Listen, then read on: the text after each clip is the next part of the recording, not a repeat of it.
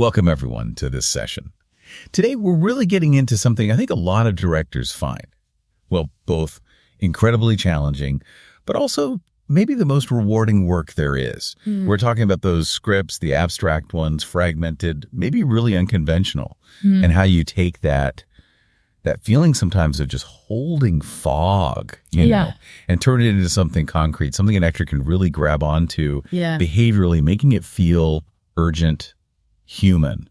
And I'm really keen to explore exactly how we do that. Yes, indeed. And it's precisely this territory where directors and actors often feel quite lost at sea. You're used to maybe building a nice, solid 3-act structure. Really the clear roadmap. Exactly. A clear narrative arc, a journey you recognize. But then you get handed something different, a script that just seems to defy all those conventions.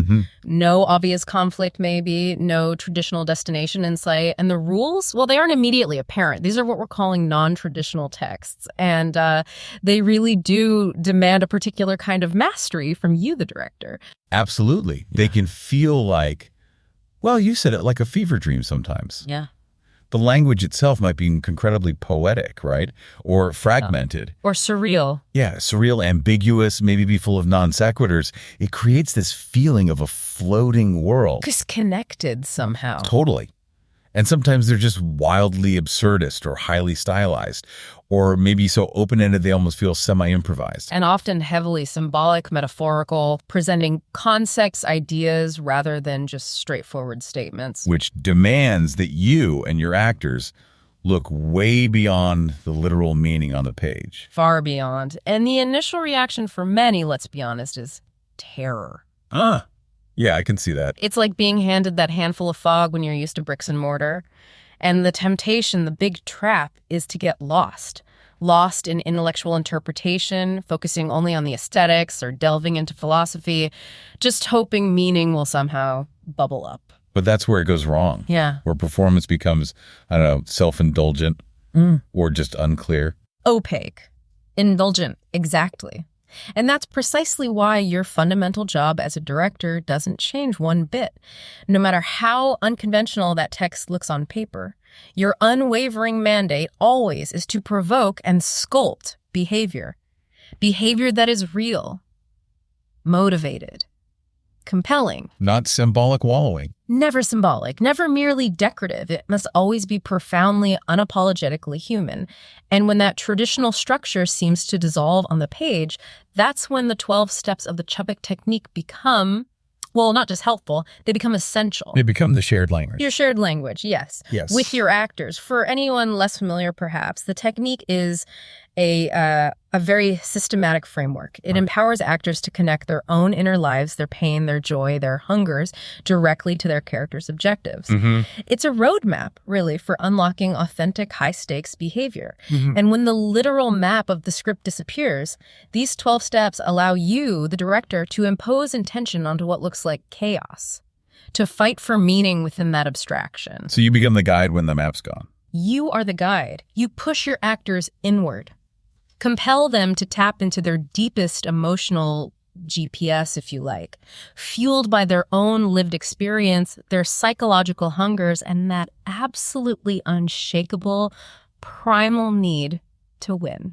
So it's not about you, the director, sort of standing back and decoding every metaphor for the actor. No, absolutely not. That's the scholar's job, perhaps, not the director's. Right. Your role isn't interpretation in that sense. It's provocation. You ask the incisive questions, the uncomfortable ones sometimes. You push relentlessly for specificity. Your obsession has to be with the personal stakes. Meaning, what does this character truly want right here, right now? What intensely personal obstacles are standing in there, not just plot points, but internal blocks. And crucially, what are they willing to do to get it, to win?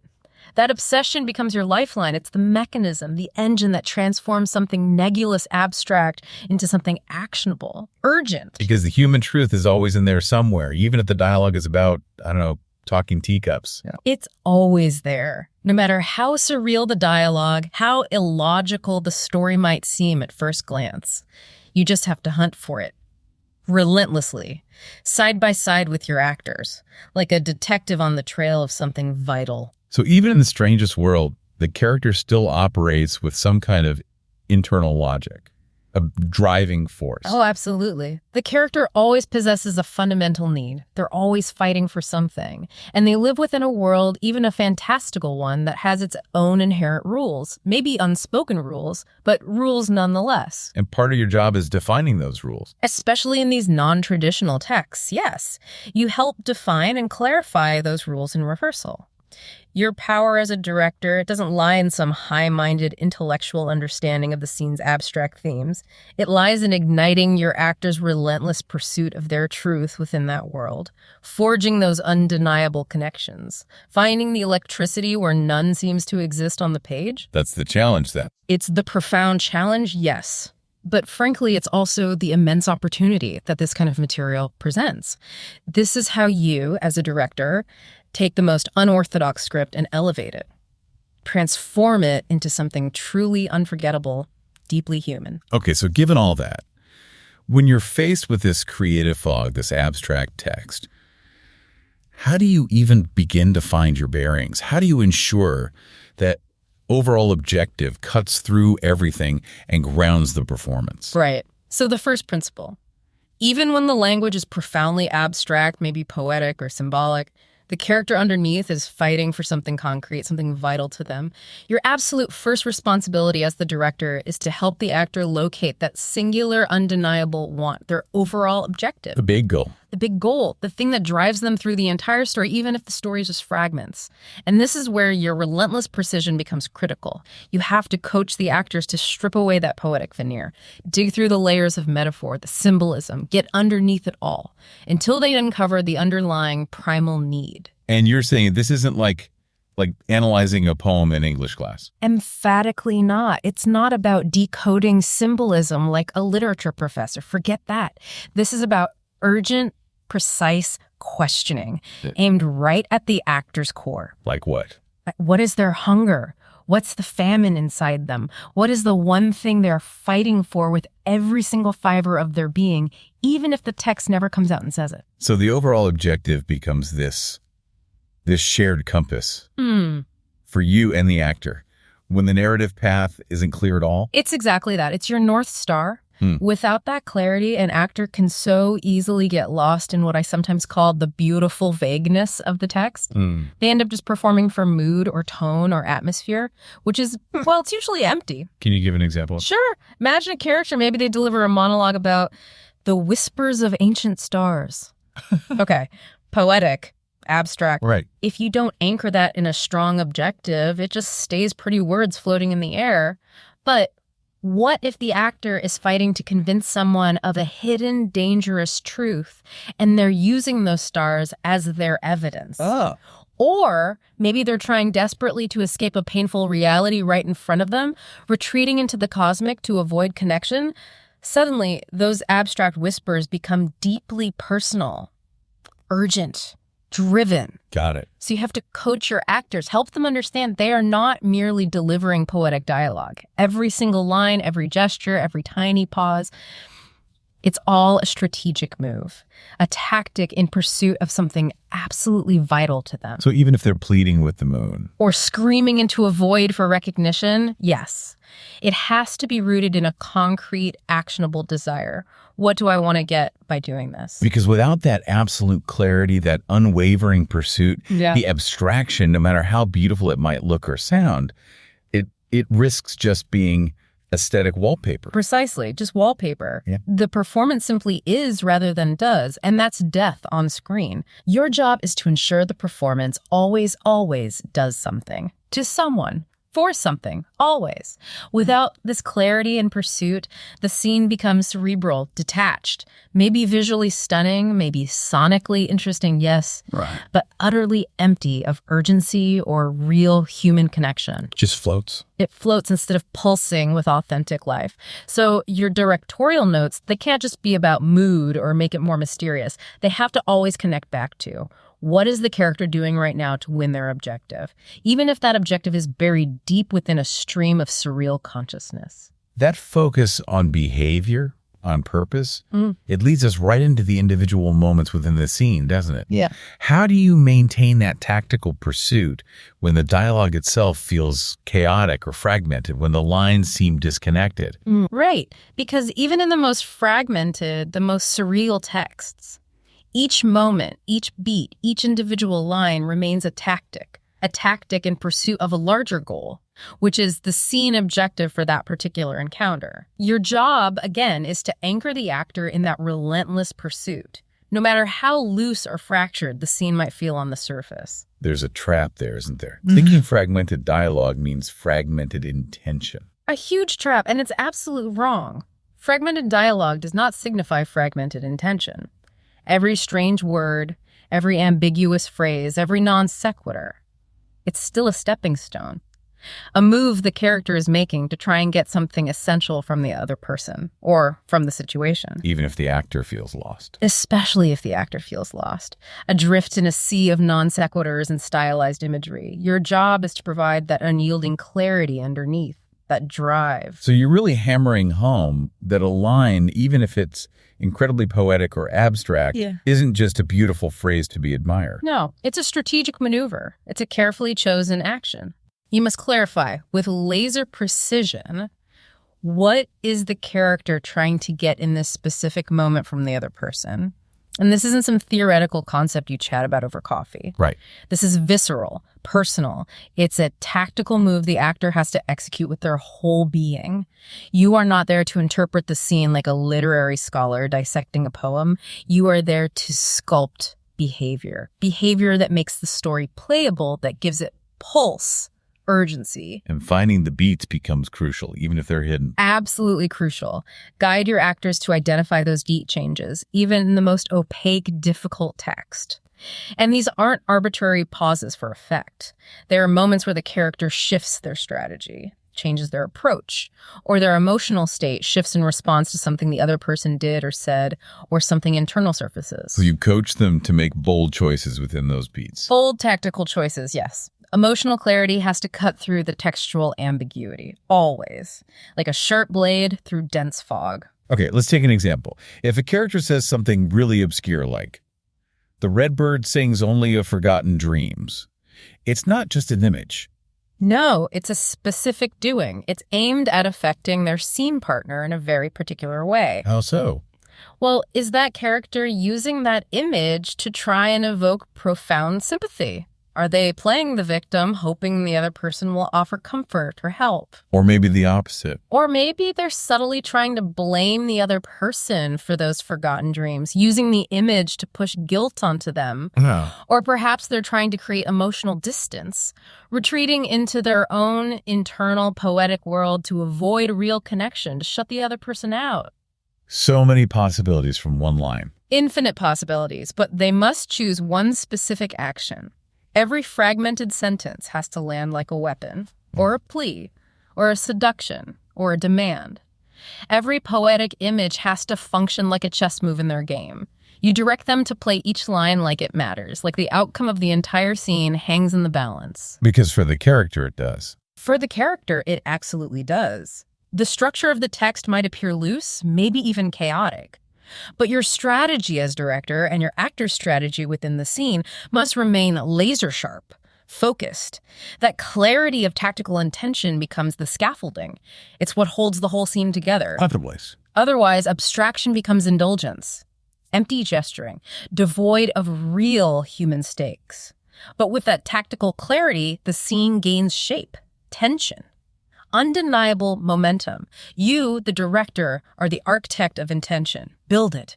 Build it with unwavering purpose. Okay, now, often in these non-traditional texts, the external plot points, the things that usually drive conflict, they diminish. Or sometimes they fall away completely. It feels like the internal landscape of the character just rushes in to fill that space. It becomes huge. How do directors work effectively with obstacles in that kind of context? That's exactly right. That's a very precise observation. Oh, yeah. When the external plot points fade or disappear, the internal obstacles, the character's own inner demons, surge powerfully to the surface. They become the dominant conflict, the main battleground. So your job shifts. Your focus shifts inward, yes. As a director, you must guide your actor to mine their own deepest fears, their most personal, potent memories, their long-held, deep-seated trauma, their pervasive insecurities. These become the emotional landmines their character has to navigate moment by moment, both internally and in how they interact with the world or the other characters. But it's not just about identifying those internal feelings, is it? It's got to show up somehow. Crucially, no. It's not enough for the actor to just feel the obstacle internally, to swim in the emotion. That doesn't communicate to an audience. Your job, critically, is to help them identify how these internal blocks manifest as external, playable behavior. For example? For example, what does profound fear actually look like when it's masked with bravado? Wow. When a character is desperately trying to project strength they don't feel? What are the physical tells? The vocal shifts? Or what does overwhelming grief become when the character is still fiercely trying to win something else? Maybe trying to maintain control in the face of loss.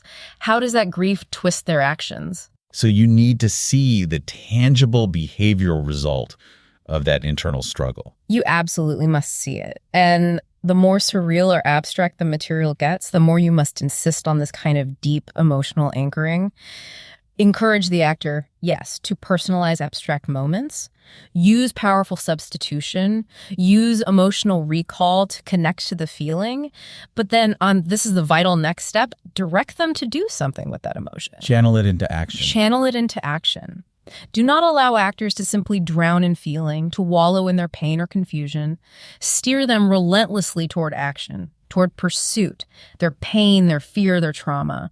It's only useful dramatically if it directly, urgently fuels their pursuit of their objective. So if a character is expressing, say, profound existential dread. Right, about a meaningless universe, whatever it is. You, as the director, you have to ask, okay, how does that dread make you do something right now? To the other person, to yourself? Does it make you retreat into silence as a tactic? Does it make you lash out in anger to push them away? Does it make you desperately grasp for control, even if it seems futile?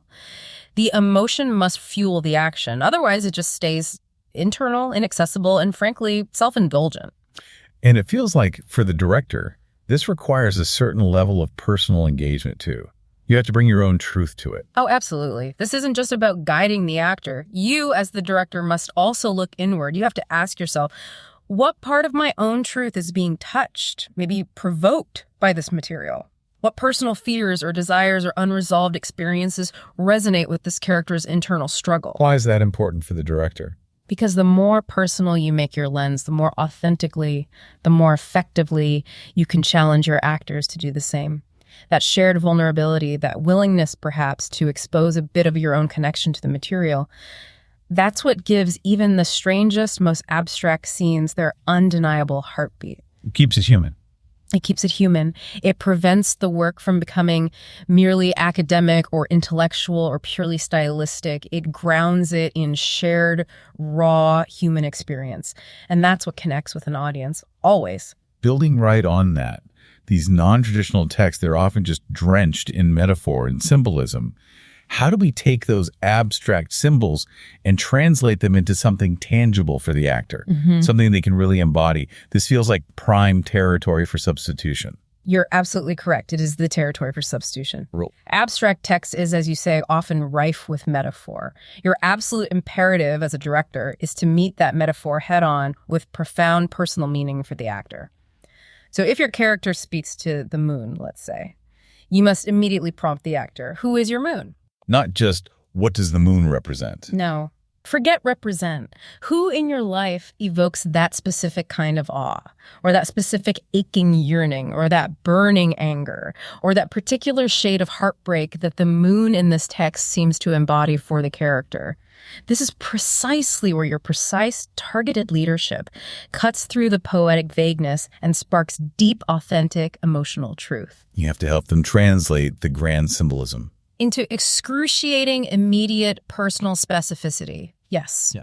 Do not allow them to be hypnotized by the beauty of the poetry, to just recite lovely words thinking that's enough. It isn't. So instead of a generic feeling like, I feel lonely like the moon, you're insisting they connected to a specific person, a real relationship from their own life. Exactly. You ask, Who in your actual life evokes that specific kind of awe, that particular undeniable yearning, that precise, maybe infuriating anger, or that unique, unforgettable heartbreak that the symbol in the script points towards?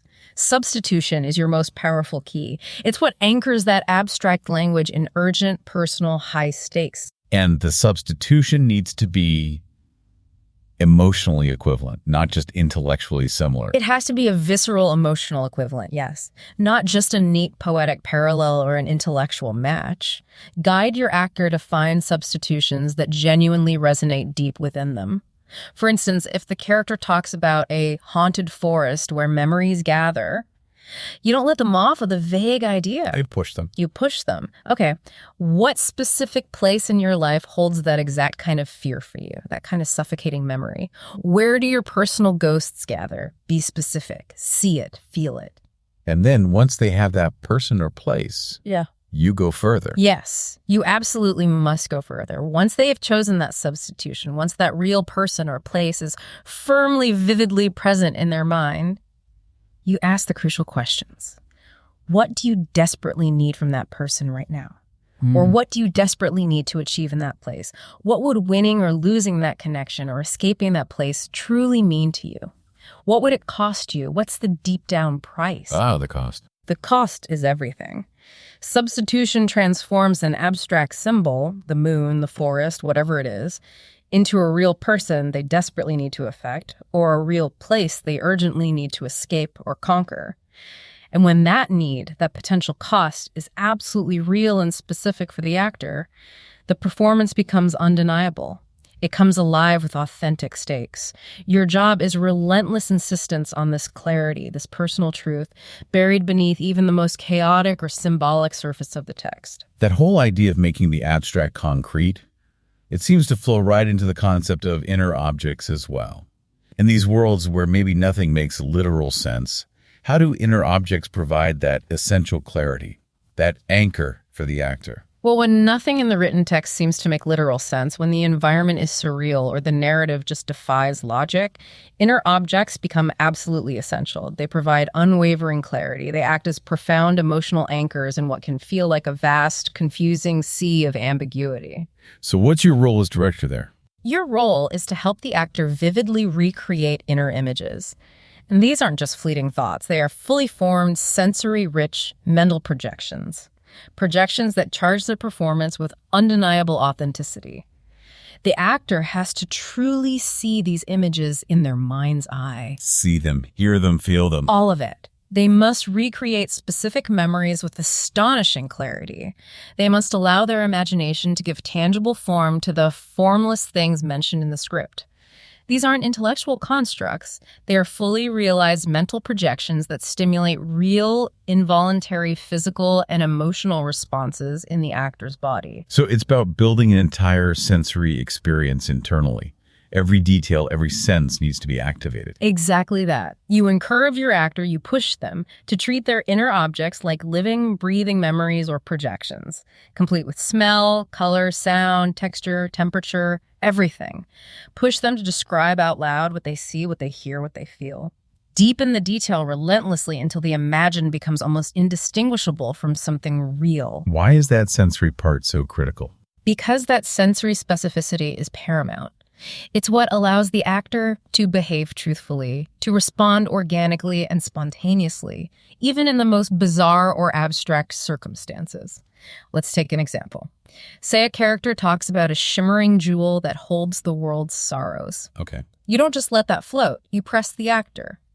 What is the exact color of that shimmer? Is it warm or cold when you imagine touching it? What specific sound does it make as it catches the light? Maybe the faint low hum or sharp high chime. Can you feel its weight in your hand? Is it heavy, light? And as the director, you're not just sort of passively watching them do this. You're actively testing their connection to it. You absolutely must test it. Don't just accept, okay, I've got my inner object. Don't just take their word for it that they've done the step or intellectually grasped the concept. You must test it. Ask them, what did you just see? Who was there? What specifically did you feel in your body when you saw that? The more detailed, the more specific their inner objects are, the more rooted, grounded, and truthfully responsive their performance will inevitably be. You're not asking for an explanation of the idea. No, you're ensuring a profound, visceral connection for the actor. Inner objects literally transform abstraction into lived, felt reality.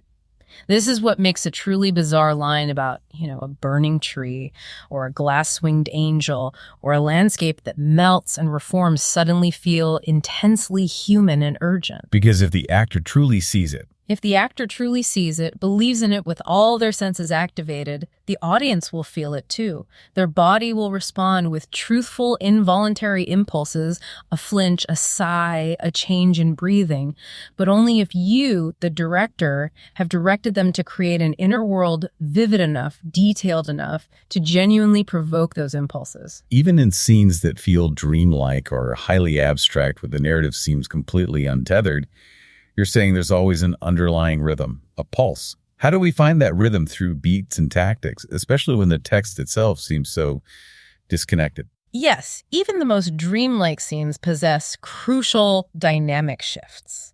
They have an internal logic, a rhythm. You must train your director's eye, and more importantly, you must train your actor's instincts to recognize these shifts. We break the text down into beats, yes, but never arbitrarily, never just because it feels like time for a pause. How then? The beat change comes in direct response to a genuine emotional or tactical shift within the character or between the characters. Just because the overall structure of the text is surreal doesn't mean it's structureless at the behavioral level. There are always changes happening. Changes in what? Changes in power dynamics, shifts in tempo, changes in intention, what the character's trying to do, or moments of rising or falling vulnerability. Yeah. Even if these shifts are subtle, maybe hidden beneath layers of highly stylized language, they're there. They create a hidden pulse. You're constantly looking for those micro changes, the subtle shifts in the dance between the characters, even if the words are obscure. Precisely. Relentlessly identify these changes. Shifts in power, shifts in tactic, shifts in the underlying emotional temperature. Then you direct your actor to respond dynamically to these shifts. They can't just float passively or vaguely through the abstraction reciting lines. No. Ask them. At what specific word, what specific moment do you change your strategy? When do you decide to push harder, become more aggressive? Or when do you suddenly pull back, retreat into defensiveness?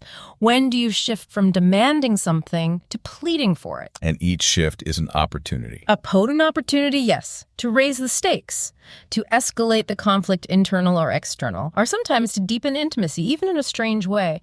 Even in the most absurd, non-linear material, there's always a push and a pull between the characters. Always. It's a dance sometimes delicate, sometimes brutal of needs, defenses, strategies, and surprises. And within those shifts, within those beats, the tactics have to stay incredibly active and crystal clear, right? No matter how weird the dialogue gets. Absolutely non-negotiable. You must push your actor hard to choose playable, active, fight-driven tactics. Do not, under any circumstances, settle for vague emotional states like be more sad or general intentions like try to connect. Useless. So you need active verbs. Always active verbs.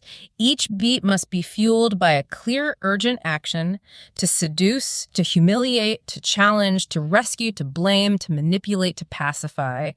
These specific active verbs form the very spine of the scene's emotional logic and momentum. You have to coach the actor to see that every pause, every shift in posture, every gesture still lives in service of getting their objective. Every fragmented sentence must still land like a weapon or a plea. Every poetic image must function like a strategic chess move. Play each line like it matters. Like it profoundly matters. Like the outcome of the entire scene, maybe their character's very survival, emotionally or physically, depends on landing this line effectively. Because for the character in that moment, it absolutely does. That unwavering focus on active tactics. Yes. It sounds like that's what gives the scene its pulse, its energy, even if the words themselves are floating off center. Yes, exactly. The textual structure might appear loose, maybe even random, but your strategy as the director and your actor's strategy within the scene must remain laser sharp, focused, purposeful, this clarity of action, of intention, beat by beat. It becomes the essential scaffolding. It's what holds the scene together, preventing it from just collapsing into a formless, abstract void. Without it, abstraction becomes mere indulgence, a stylistic exercise without a heartbeat. But with it, the scene gains shape. It gains tension. It gains undeniable forward momentum. You are sculpting energy, not interpreting poetry.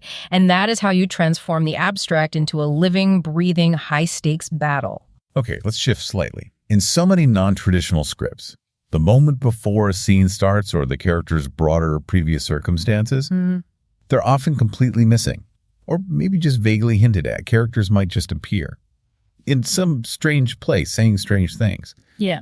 How do directors effectively invent this crucial context, this backstory, without getting bogged down or creating something that doesn't serve the scene? Right. This is critical.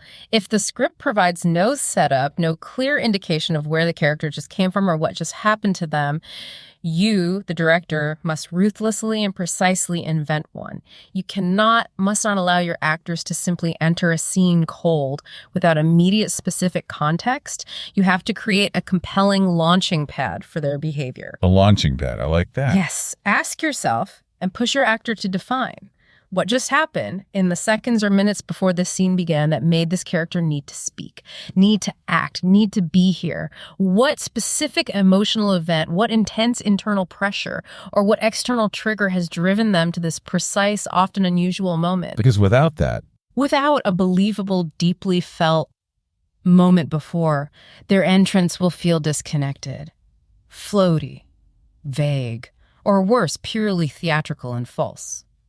It won't engage the audience because there's no sense of history, no momentum carrying them in. So it's almost like you're directing an invisible scene that plays out right before the written one begins, giving the actor that history to carry in their body. You absolutely are. That's a great way to put it. Push your actors to define that moment before in excruciating detail. Did they just come from a brutal, soul-crushing confrontation that left them shaken and raw? Did they witness something traumatic or maybe something profoundly beautiful and overwhelming just seconds ago? Are they arriving after days, weeks of agonizing silence finally ready to burst? Or maybe after a sudden manic burst of inexplicable joy? That explosion of need, the intense drive to speak or act or simply be in this space right now, it has to be real. It must live viscerally in their body, in their breath, in their eyes before the first line is ever spoken. Rehearse the invisible scene. Rehearse it. Let them embody what they are carrying into this moment. Feel the residual energy, the emotional fallout of what just transpired off screen. And the more ambiguous, the more abstract the written text is, the more hyper-specific you must be in defining this launching moment. It's not just a technical exercise. No, it's a lifeline. Specificity creates stakes. Stakes create urgency, and urgency is precisely what transforms abstract language, surreal dialogue, into immediate, undeniable survival tactics. And that urgency, that critical why now, that's what ignites the whole performance from the very first second. Be relentless. Relentless in asking, why now? What makes this precise moment different from every other moment that came before it in this character's life? What specific thing has pushed them to this edge, forced them to speak or act now, make them burn with the need to speak, to act, to do something? That fire, that uncontainable need, igniting that is your job. And beyond the immediate moment before, what about the deeper history, the previous circumstances?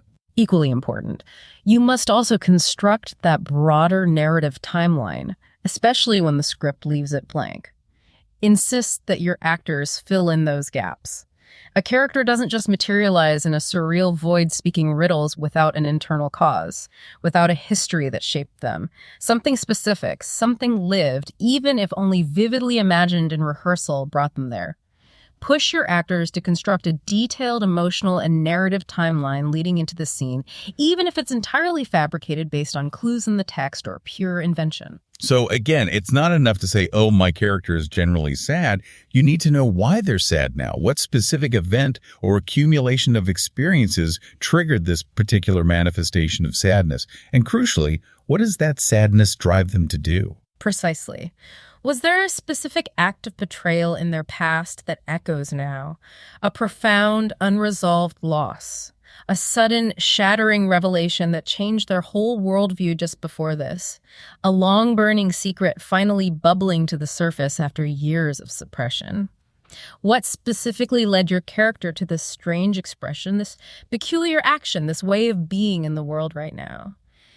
Even if the playwright offers absolutely nothing explicit, you must help your actor build the cause that makes the scene's effect, no matter how bizarre, make profound human sense.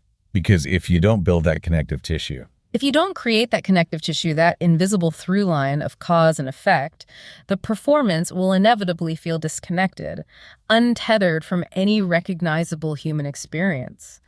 Explore how those circumstances, those invented or discovered past events, shaped this person's fundamental worldview, shaped their defenses, their desires, their fears. Who are they because of what they've been through? Exactly. Who are they fundamentally because of what they've endured or experienced? Truth is always revealed in context, and you, the director, are the architect of that context when the script doesn't provide it. So when the audience finally sees the character speaking poetry or wrapped in stillness or thrashing in seeming chaos, they must feel the echoes of what came before, that invisible history, those deeply personal previous circumstances. That's what gives the present moment its profound, undeniable power. Without it, we're just watching words float by. With it, we're watching a soul fight for something essential. Let's talk about the physical world now. In a lot of these abstract texts, the setting itself can be vague, maybe symbolic, maybe even described as non-existent, like a void. How do directors go about defining an undefined place? And how do they get actors to commit to an invisible fourth wall and use concrete physical actions, those doings, to ground the surreal and make it tangible? Right. Even if the setting is explicitly undefined in the text, or called a void, you, the director, must define it with your actor. Never, ever accept the excuse that ambiguity on the page means you get to be indecisive in rehearsal. No, you must guide the actor in creating a vivid, specific, emotionally resonant space for their character to inhabit. Because human behavior profoundly, undeniably changes with environment. Always. So you give the character a physical world, even if it's only in their imagination. A concrete physical world to inhabit in their imagination, yes. One that affects their very breath, their posture, their sense of safety or danger. Is it actually, for them, a childhood bedroom, maybe cluttered with the ghosts of memory where every imagined object holds a personal history? Is it a vast, empty funeral chapel echoing with silence and loss, amplifying their grief and isolation? Or maybe it is an infinite void, but what does that feel like? Does it amplify an existential loneliness, or perhaps offer a strange sense of spiritual transcendence or terror? Define it. And that chosen environment, it has to actively shape the actor's performance. Yeah. Right? It can't just be a background concept. It absolutely must actively shape their behavior. Right. Let the imagined space affect you as the director, yes. But more importantly, ensure that it profoundly affects your actor's physical and emotional behavior. The way they sit, the way they move or don't move, how they interact with imagined objects, even their pace of breathing, it all changes depending on where they truly deeply believe they are. So you ask them sensory questions. Constantly. What do you smell in this place right now? What sounds do you hear specifically? How cold is it? Or how hot and humid? Are you barefoot on cold, unforgiving tile? Or are you walking across damp, yielding earth? What's under your feet? Provoke the actor to build this environment from the inside out, detail by sensory detail, and then demand that they let it change their physical rhythm, their posture, even the way they hold their breath. And use the place to raise the stakes. Use place to charge the scene with stakes, yes. The environment should never be merely decorative background. It should inherently reflect, or maybe intensely contrast with, the inner landscape of the character. Let the external world, even if wholly imagined, echo or challenge their emotional state. Even the choice to keep it seemingly abstract, like a void, must come with a tangible consequence for the character. What does that specific void do to them? Does it crush them, liberate them, terrify them into stillness? Don't let the ambiguity flatten the experience. Shape it into something tactile, something confrontational. That's your job. Make the invisible profoundly felt. Which leads us straight into the fourth wall, making that invisible world absolutely real for the actor, not just an idea they have. Yes. You must demand uncompromising, absolute commitment to what only the actor can see, hear, smell, touch, and taste. The imaginary must become sensory. It must become visceral fact for them. They have to genuinely smell the phantom roses on the table that isn't there. They must feel the rough texture of the imagined concrete wall beneath their hand. They must hear the specific sound of the wind scraping across the invisible window pane. If they believe it. If they believe in this constructed world, truly and ferociously, with every fiber of their being, then so will the audience. Your job is to ensure that belief is ferociously specific and unwavering. Don't let your actor just play pretend or indicate. Challenge them. Challenge them.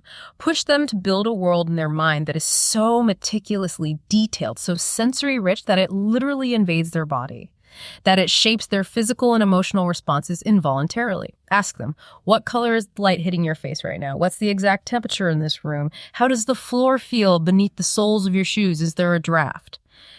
Get forensic about the sensory details. Because it's not just about creating pretty pictures in their head. It's about the consequence of those pictures. Precisely. It is fundamentally about consequence. What does it mean to smell that specific rose in this specific charged moment? What profound memory does it trigger? What deep-seated threat or maybe comfort does that imagined concrete wall represent to the character right now? The fourth wall isn't just some technical act of advice. Yeah. It is the vital, permeable membrane between a character's private, internal truth and their external public behavior.